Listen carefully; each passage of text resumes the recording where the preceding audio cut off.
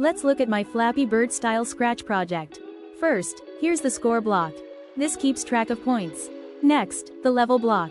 This makes the game harder as you go. And this one is the velocity block. This is for gravity. It makes the bird fall down naturally.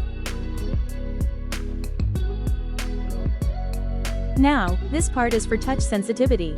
It checks the distance between the bird and the tree. If the distance is too small, the game stops. I made this for one tree first. Then I duplicated it. I just changed the names for each one. There are 6 trees, so I made 6 copies. I did not code each one by hand.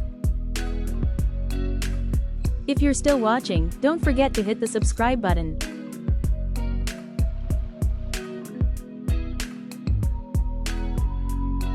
Now let's make the play area bigger.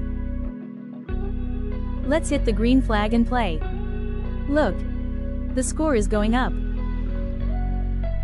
The level is going up too.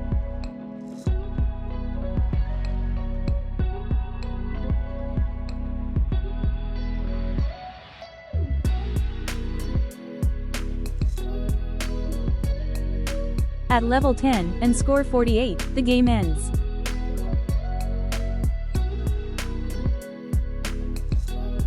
Here's a quick tip. You don't need to code every tree.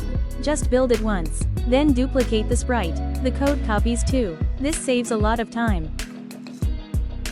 Now let's make a variable. Go to Variables. Click Make a Variable. Name it Velocity. Choose for this sprite only. This is just for the bird. Now let's play again.